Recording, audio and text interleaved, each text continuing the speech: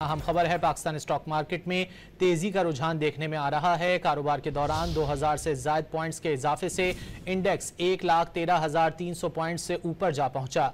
बुध के रोज कारोबार का इख्तिताम 1,11,326 पॉइंट्स पर हुआ था। पाकिस्तान स्टॉक मार्केट में तेजी का रुझान देखने में आ रहा है।